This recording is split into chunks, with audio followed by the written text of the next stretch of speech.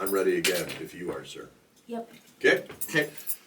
Brandon Johnson back in studio with us, sir. Good to see you. Good to see you, Bob. The month of September. Welcome fall, right? Yes, it's hard to believe, but we're here. What does this do for you guys as far as buying and selling houses? Everybody always talks about the fall market, the spring market, all that kind of stuff. Does it still hold true? Yeah, and it does. There is a little bit of seasonality to our market here in central Minnesota, which has always been the case. That being said, there's people coming to town, leaving town all year round. So there's home selling all year round, but you do see an uptick in transactions. Yep. And honestly, in the past 2 years, you've seen more elevated prices in the spring, where it used to be just the number of transactions, the market would slow down in the fall. Now I think you're starting to see a little bit of drop in values the last 2 years where that wasn't as much as the case. So that's something just to keep an eye on, that I, with these numbers, kind of look at and try and evaluate. Well, with these numbers, I like the fact that, it's one of my favorite things to get into because you explain things pretty well. First of all, what is the amount of inventory that we have out there right now? Yeah, that really varies based on price point. So if you look at the average days on market, and this is just Stearns County specific, the average days on market for the month of August right now was 51 days, which is pretty healthy. It means it takes about 2 months for every home to go on the market to go to a pending status. Right. When you dig into that by price point is one metric you can dig into that. You really see some themes. So for instance, 300,000 and below, the average days on market was 28 days. Okay. So about half of the total market. Oh, sure. From 300 to 400,000, it was 32 days. Gotcha. And when you get above 4 to 500,000 is 49 days. And when you get above $500,000, that's where you really see the discrepancy. That average days on market is 97 days. Okay, does that mean that there are fewer high-end customers, is how I would phrase that? Or does it take that much longer to get all the I's dotted and T's crossed? I think what we're seeing, if I extrapolate these numbers, you're seeing less demand and even more supply of $500,000. So you're seeing a little bit of both. Okay. You're seeing an increased number of listings come on the market over 500,000, and the demand has waned a little bit from it has in the spring. And the key thing I want to point out to this is when you're talking at 97 days on market for the month of August, you're really talking about homes that were listed in March and April that have been on the market through the peak season, right? Yeah. Through July and August to get to that 100 days on market. Okay. So to me, it's going to, what I'm seeing, and you're seeing more and more listings coming on, you're going to see that upper end stuff through the fall kind of be stagnant. Now, stuff will still sell. Oh, sure. But you're going to see that, I think, exacerbate over the fall months. Okay, your median sales price is what right now? The median sales price in Stearns County is $310,000, which is healthy. That keeps ticking up quarter by quarter and quarter. That has not come down, even with interest rates, even with the fluctuations in supply and demand. So what you're really seeing is a healthy market, but there's pockets on geography, school districts, towns, and price points.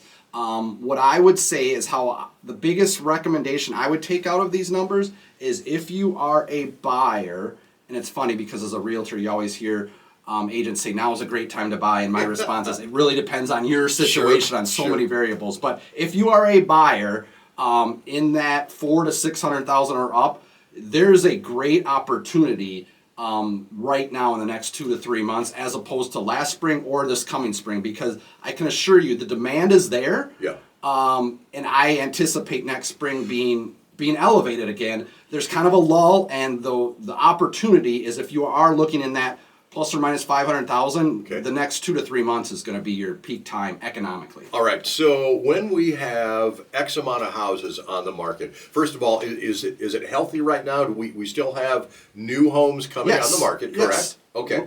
And then how about home sales? Are home sales up? Are they stagnating as well? What do you think? Yeah, so the August transactions, August 2025, compared to August 2024, there was 3.2% more sales in August this year than last, which is healthy. And I would even say it's probably going to be a little bit higher once all those numbers were still in the beginning of Sure. September, so a lot of them haven't been entered into the system yet. So we're 3 to 4% up August over August of 2024. Okay, when you stop to think about the interest rate increase since the ridiculousnesses Sure. of Sure. 2s and 3s and 4s and all that stuff, that's got to be a good sign, isn't it?